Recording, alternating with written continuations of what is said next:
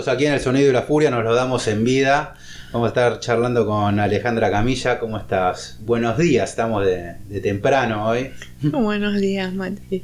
Bueno, fuimos a la presentación de tu libro, aquí La paciencia del agua sobre cada piedra, que acaba de ser recientemente publicado por Eterna Cadencia. Le tenemos que agradecer a Janina de prensa que corrió, hizo lo imposible para que nos llegue el libro, por lo menos incluso una semana antes de la entrevista, cosa de poder leerlo bien, cosa que no fue ningún trabajo tampoco, tener que leerte.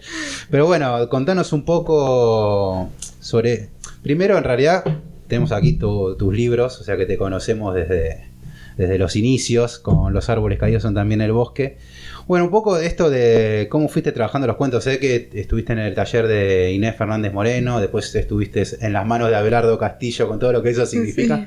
Pero bueno, contanos un poco de tus orígenes, de cómo fue tu acercamiento con la literatura, autores que te fueron marcando en ese proceso, para poder llegar después a publicar, que vamos a hablar un poco de lo que son tus cuentos, ¿no?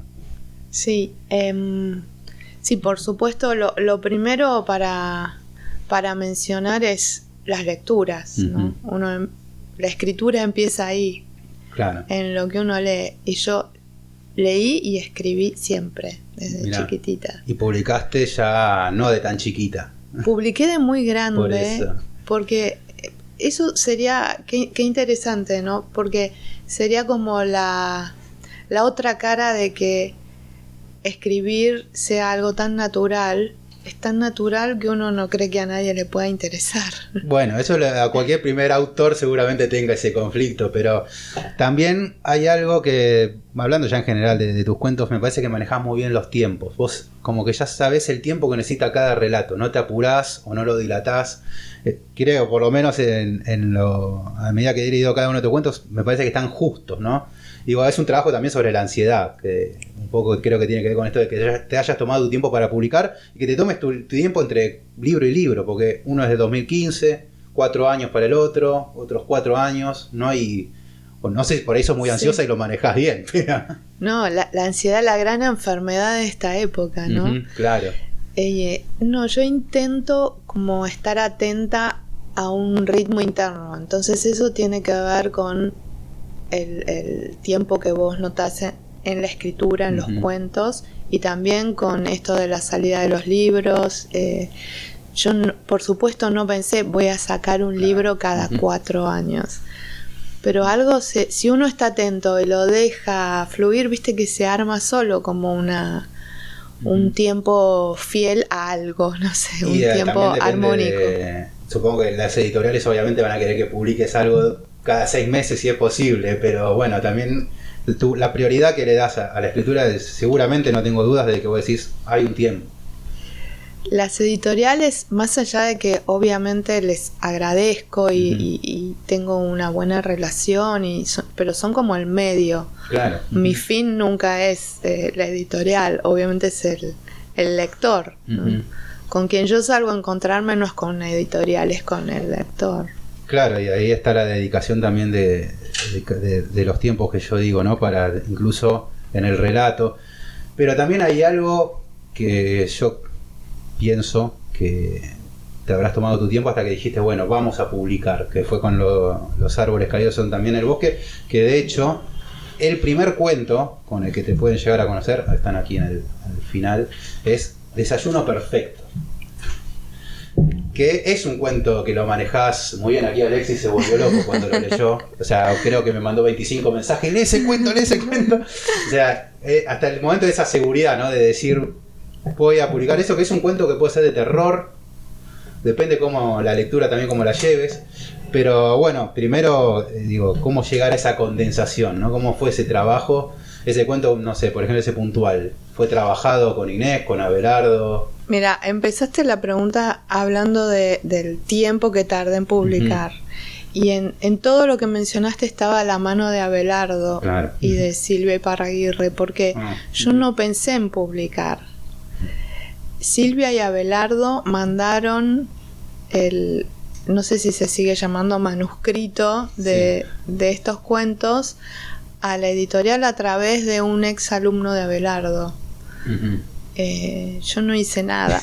Pero habías ganado igual premios, tenías algunos premios que habías ganado. Sí, porque en realidad empecé a tomarme en serio lo de la escritura a través de un concurso, pero al que fui no con una idea, no con una idea literaria, sino porque quería el premio, una idea muy pragmática. Sí. Y entonces fue después como continuar eso, me presenté en más concursos, pero como por continuar. Después de hecho dejé de hacerlo y no me presenté a ninguno más. Uh-huh.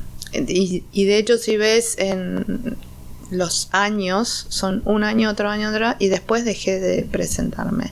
Claro. Y después Abelardo y Silvia hicieron esta ayuda, este lobby. Sí, este lobby, pero yo no tenía pensado publicar. Y claro, o sea, sabían lo que tenían entre manos, ¿no? Esos cuentos que muy tenían generosos. que salir.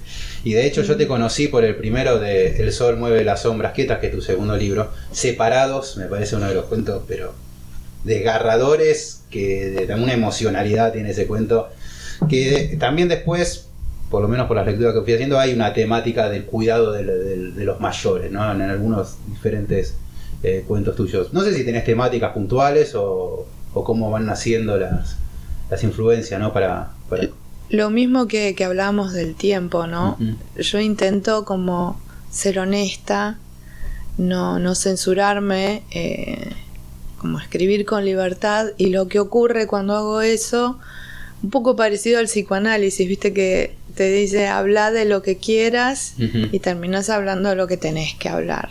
Sí. Entonces yo escribo de lo que quiero y surgen siempre más o menos los mismos temas y algunos universales, digamos. Claro, no soy muy especial, me importa la muerte, la soledad. Los temas que nos mueven a todos. Claro, y sí, los mismos la soledad también, de hecho el primero de aquí de la paciencia del agua sobre cada piedra, que es el tercero y flamante publicación, se llama justamente Sola, y parece ya, bueno, acá ya entramos en el fantástico, no sé si antes lo habías, por lo menos por cuando repasaba los otros libros, no sé si el fantástico estaba tan presente. Aquí en La paciencia del agua sobre cada piedra, el primer texto justamente se llama Sola. Déjame nada más leer el comienzo porque esto cuando lo hojeé automáticamente tenía 3 cuentos escritos en Word en mi computadora y los borré, olvídate, ¿para qué voy a seguir insistiendo con esto? ¿No? Y dije, comienza así: toda la oscuridad del mundo cae en una habitación pequeña, porque la oscuridad no deja intersticios como dudas,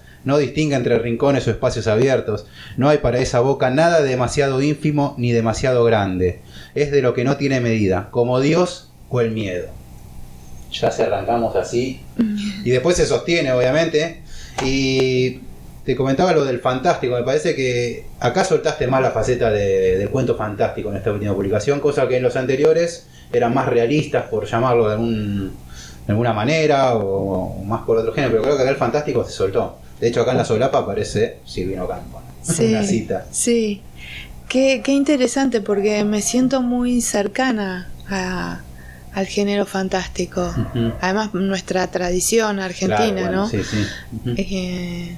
Y no lo había pensado, pero tenés razón, sí. Pero mi cabeza funciona de un modo bastante amigo del fantástico. Claro. Uh-huh. Sí. Y sin embargo, bueno, acá le diste bastante rienda suelta. El segundo cuento, que se llama Mono, también claro, pareció espectacular. Tenía acá un fragmento. No, y lo de los perros que hablan también. El de los perros también lo tenía separado, porque hace 2 años falleció mi perro, llamaba Oso. Y cuando leí, era un perro fue un labrador que vivió 16 años. Ay. Estaba ya pobre las últimas. El último año fue difícil para el pobre, pero justo se llamaba Oso. Y entonces dije, bueno, el personaje acá, el perro viejo, se llama Oso. Sí. Pero encontró la salida, Oso. Encontró la salida.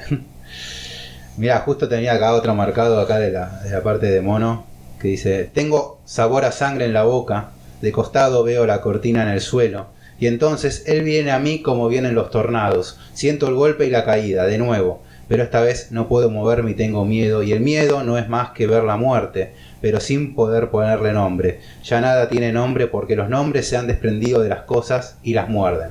Silencio. Es difícil también, sobre todo con tu primer libro te teníamos muy alto. En el segundo arranca con Separados y digo, bueno, se llega más. Y el tercero, digo, ir superándose. Es algo muy difícil de lograr en la carrera de un escritor. No sé cómo lo vivís vos, si sentís alguna presión respecto al cuento. Decís, bueno, o sea, hasta dónde se puede llegar, ¿no? Con un género que muchas veces se lo ha dado por agotado y bueno, siempre nos sigue sorprendiendo. No, qué horror eso, no. No, ¿cómo lo siento? Yo lo siento también como un trabajo personal, espiritual, que eso es lo de menos para el lector, que tendrá que hacer su propio trabajo. Cada cual va, pero bueno, o sea, hubo mucha gente en la presentación, se llenó, o sea que hay mucha gente que te ha ido leyendo y que te admira, ¿no? Porque la verdad que fue un caos la presentación de gente. Sí, muy generosa. No sé cómo lo habrás vivido vos de eso, ¿no? De esa sorpresa, de decir, wow. Y viste que hablé un poquitito y les dije, lo siento también como una responsabilidad. Uh-huh. Y al ser una responsabilidad, ver que se quedaba tanta gente afuera, fue muy lindo recibir el cariño de todos, sí. Pero me apenó esa parte, ¿no? La gente que no entró. Pero la cantidad de lectores de golpe te genera alguna responsabilidad, me imagino, aún mayor, ¿no? A la hora de publicar. Creo que la próxima publicación, vos decís, bueno, tengo ya un público ahí que no puedo defraudar, que está esperando. Sí, igual cuando escribo no pienso en eso, momento, por supuesto, ¿no? Sino después en el momento más burocrático, administrativo, cuando estás en contacto con la editorial y se piensan cosas más concretas, pero en el momento de escribir, al revés, trato de no escuchar a nadie, como decíamos antes, tampoco a la editorial si te apura o no, sino de ir para adentro y buscar funciona, ahí. Y se nota, ¿no? Porque la verdad que... De hecho, también acá tenés cuentos bastante breves y tenés uno que es un poco más extenso, que es Los ensayos, que también, cuando lo leí, decía, está bien que tenga esa extensión. Incluso podría haber sido una novela Los ensayos, ¿no? Sí. No sé si vos tenés intención en algún momento de ir a otro género, tenés una novela en mente o lo sentís como algo que tengas que hacer en algún momento. Como algo que tenga que hacer, no. No me parece que la evolución del cuento sea la novela. Es un error típico de decirlo. Es un error y podría ser incluso al revés. Claro. Porque a mí me gusta mucho la idea de quitar, condensar, y en ese sentido el cuento es superior. Claro, sí. Es más intenso, ¿no? Y sí. Más allá de que, por supuesto, hay novelas intensas de la primera a la última página. Pero estoy intentando trabajar en una novela. Ahora, intentando, porque así como vos hablas de la extensión de cada cuento, eso te lo pide el cuento, ¿no? Yo no pienso, voy a escribir tantas páginas. Claro. Entonces, lo que tengo en mente ahora, creo que me pide más extensión. Yeah. Y también hablando de todo lo contrario, ¿no? De condensar la poesía o un haiku japonés quizás, o sea, ¿es algo que pensaste? ¿Lo trabajaste en algún momento? Lo más cercano a trabajar un haiku fue hacer unas traducciones. Yeah. Hicimos traducciones con mi papá y un poeta, Ariel Pérez Guzmán. Y traducir es muy difícil. Yo no me había dado cuenta de lo difícil que es. Yo sentí que era mucho más difícil que escribir, porque tenía que reescribir, no desde mí, sino, por ejemplo, me tenía que convertir o intentar convertirme a Kutagawa, claro, en otro. Sí. Y, por ejemplo, priorizar lo que hubiese hecho él y no lo que haría yo. No, claro, ponerte en un segundo plano, incluso, no sé, imagino, no sé si será el caso, pero yo he intentado en algún momento también, pero como juego de probar lo que es la traducción, y más que nada en la poesía, vos por ahí hay cosas que las interpretás vos, pero no es lo que está pidiendo el texto, y ahí es un problema gigante. Y a su vez que la poesía tiene que tener una sonoridad que también tenés que tener en cuenta, entonces... Mira, nos pasaba algo para mí muy divertido, que era, trabajábamos semanas en un poema que además eran 3 líneas así, y trabajábamos a partir de algo material que nos daba mi papá, nos iba explicando cada ideograma, cada kanji, el origen, todo. Teníamos un montón de material trabajábamos buscando el sentido y estudiando qué había dicho Akutagawa antes de cada una de esas palabras. Y cuando terminábamos estábamos re contentos con algo muy breve que habíamos logrado sintetizar y se lo llevábamos a mi papá. Y él decía, no, está bien, la idea está muy bien, pero esto es un poema. Como que le faltaba esa música, que le falta, y teníamos que volver a empezar. Y eran 3 líneas. Y eran 3 líneas. Por eso fue un trabajo tremendo. Tremendo, sí. Sí, por eso la poesía es algo que... Y bueno, ¿qué experiencia te quedó de eso? O sea, te picó el bicho de querer decir, bueno, podría intentarlo. Yo creo que, más allá de que vos me dijiste ahora lo de la novela, que lo tenés en mente, pero creo que ese puede ser un género también. Es muy lindo, es muchísimo trabajo. Y lo primero que dije cuando terminamos es, no voy a volver a hacerlo. Pero no, ya uno lo hace, los traductores saben, uno lo hace por amor a lo que le dice. Claro, sí. Quiero que los demás que lean esto. De otra manera no puedes encarar semejante trabajo. Porque si por lo reditual económico que puede llegar a decir... No, la verdad que por trabajo y no. obviamente que es por amor, básicamente, todo ese tipo de trabajos. Desde lo económico es gracioso directamente. Es que tampoco se podría medir cuánto no, por ser. Eso sería es imposible perder plata. pero de nuevo me enamoré de un autor y estamos traduciendo de nuevo. Claro, sí. Un poco para volver también a los orígenes de cómo llegaste a ser la cuentista que sos. Quería ver un poco, bueno, mencionabas a tu padre que es japonés y quería saber sobre tus comienzos qué fueron los primeros libros que agarraste. No sé si tiene que ver la literatura, si necesariamente leíste mucha literatura japonesa o cómo fue caótico tu formación de libro en libro, ¿no? ¿Qué autores te fueron marcando? Es muy interesante. Muchas veces me pasa esto en las entrevistas. Me doy cuenta de cosas sobre mí misma a partir de las preguntas. Tiene algo de eso también. Sí. Yo soy muy caótica para leer, muy desordenada. Castillo siempre lo decía, él que tenía un método perfecto para leer. ¿Viste? Eso de familia de escritores. Si a vos te gusta un escritor, tenés que leer los escritores que le gustaban a él. Entonces va formando una especie de árbol genealógico. Y yo fui ahí, pero no seguí el sistema Castillo. Aparte también está lo que uno tiene ganas de leer muchas veces. Dejar libros, no sé si vos sos de dejar... Dejo totalmente, ¿no? Si no me sin atrapa. Ninguna culpa. Salvo que sea muy, muy recomendado y alguien me diga, dale tiempo. Sí, pero no, dejo sin problema. Muy bien. El tiempo vale un ¿Para montón. qué? Claro, sí, yo también pienso lo mismo a veces, ¿no? Digo, me queda, a mí por el tema del podcast y demás, calculo un libro una semana más o menos, lo que tengo en mente, ¿no? Entonces digo, ¿por qué voy a perder esta semana? Si ya de entrada este autor no me... O por ahí libros que he dejado, los he retomado. Mira, me pasó, lo menciono porque me pasó y digo, ¿cómo me pudo haber sucedido esto, no? Coetze, Desgracia. Yo lo había leído en su momento y no me había pasado demasiado. Ahora lo volví a leer hace poco y me pareció un libro espectacular. A mí me encantó, sí. Y bueno, viste, tiene que ver eso, de decir, bueno, dejé un libro en un momento y después lo retomo y me parece que es una maravilla. Qué genial que lo hayas retomado. Sí, sí, porque yo, aparte ahora, después leí otro más. Entonces, a pero mí bueno, me encanta pasa con Coetze, eso. sí. ¿Te gusta lo que hacemos y querés ayudarnos? ¿Te gustaría elegir y llevarte libros geniales todos los meses? Suscríbete a nuestra biblioteca El Sonido y la Furia. Por una suscripción mínima te llevas un libro a elección todos los meses. Y de paso, nos ayudás a continuar haciendo este podcast y todo el contenido que ofrecemos. Además, formarás parte de una comunidad que recibe una newsletter todas las semanas con contenido exclusivo. También hay descuentos en librerías y en talleres.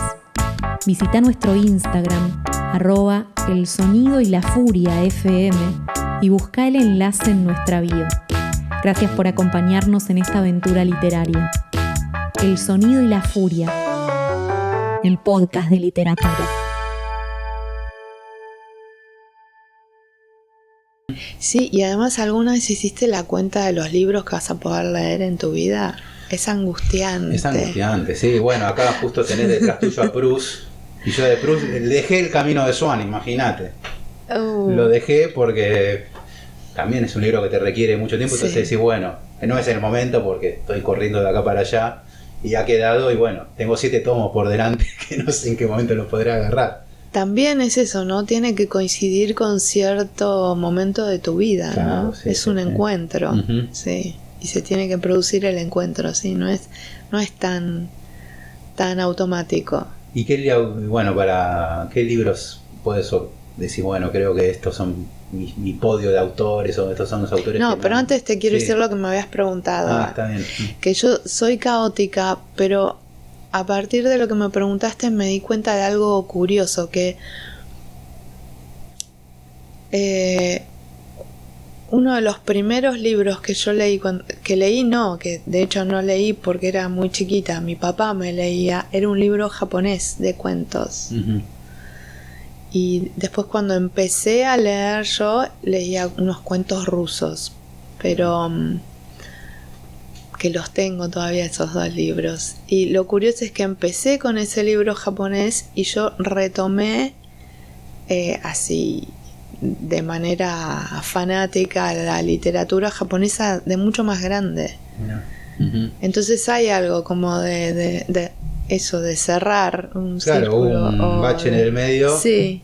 Y de hecho se nota porque en tus cuentos los personajes japoneses no son la mayoría, digo, o sea, hay de todo. De hecho hay cuentos rurales, se me viene ahora a la mente uno acá en La paciencia del agua, hay también un cuento rural.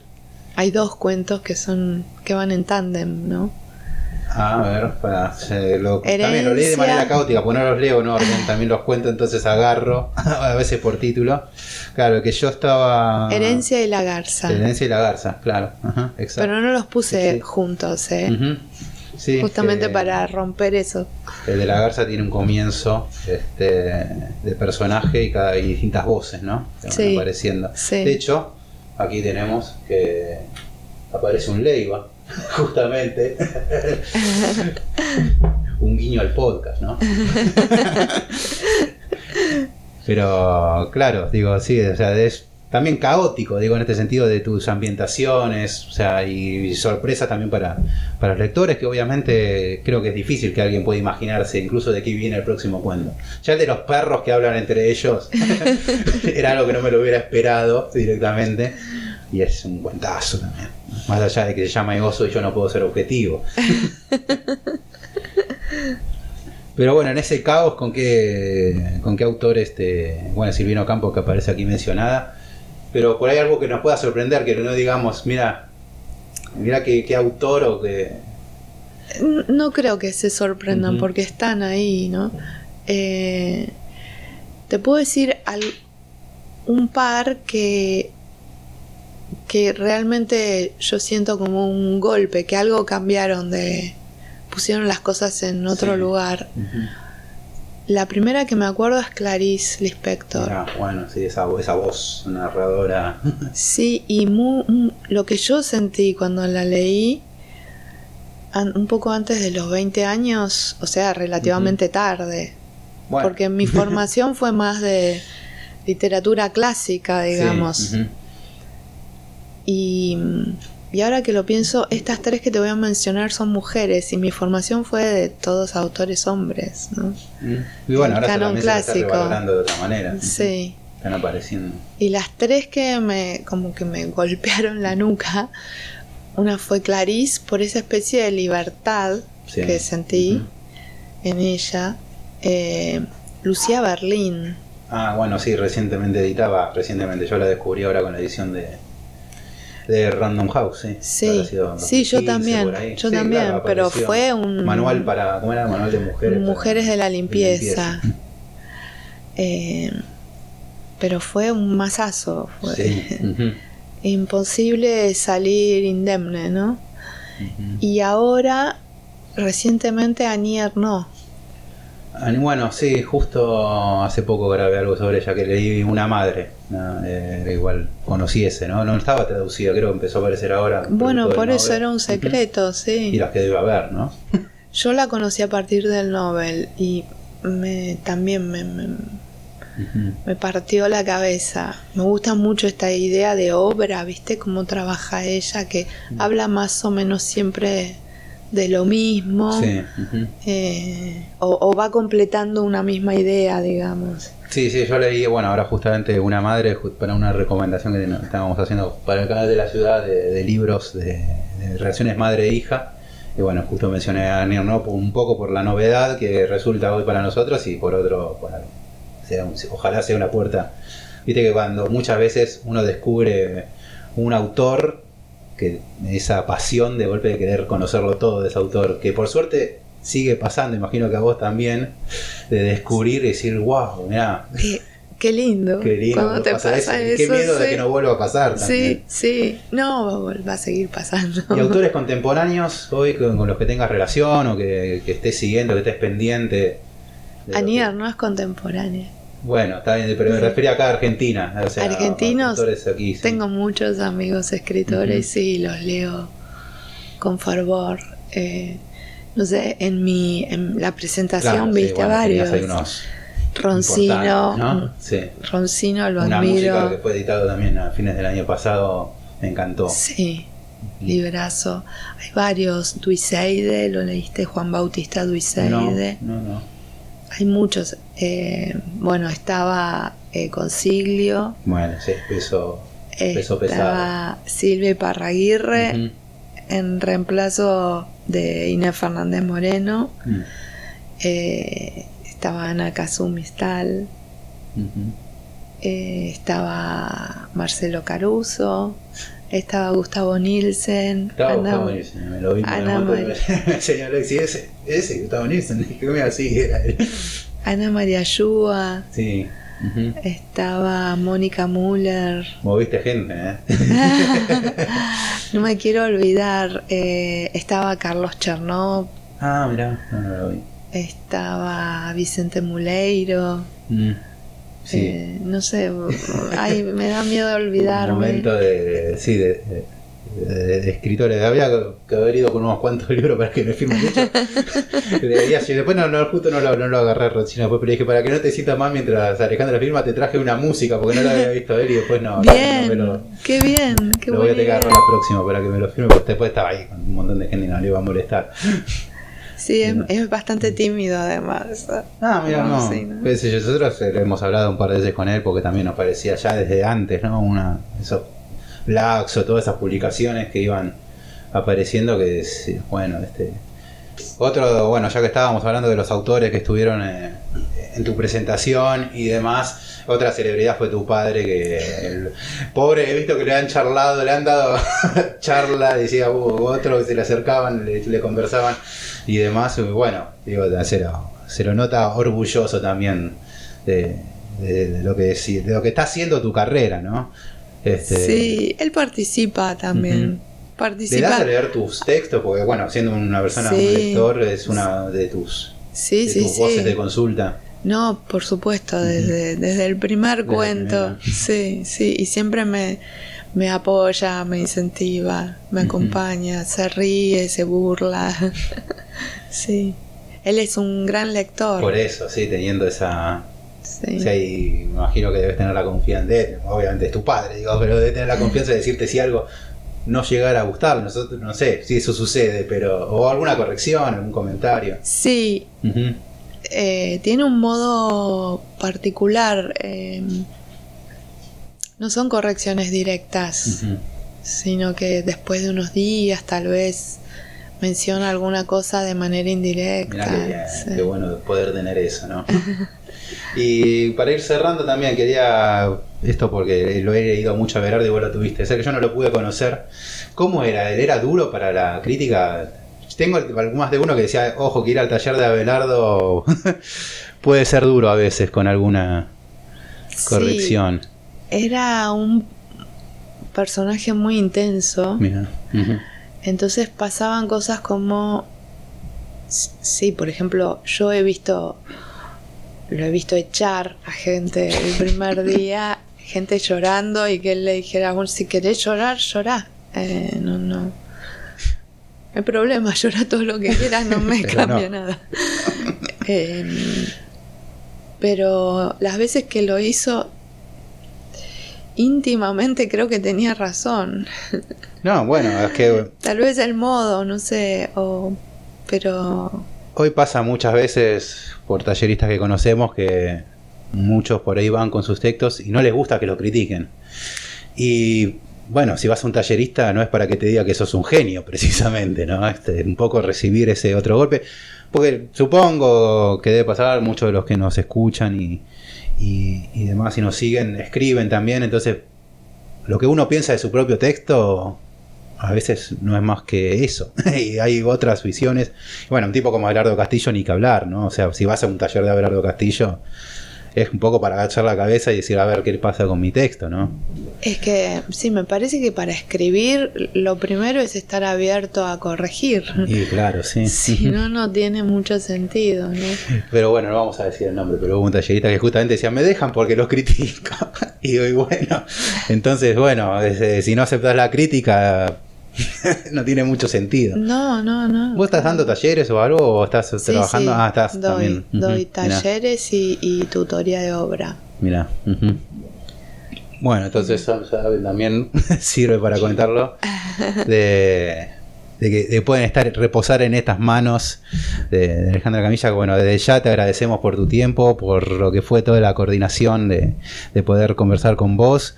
Y bueno, nada, o sea, seguir leyéndote, vamos a estar expectantes. Sabemos que van a pasar 4 años hasta que vuelvas a publicar, así que tenemos tiempo para disfrutar de la paciencia del agua sobre cada piedra, flamante publicación.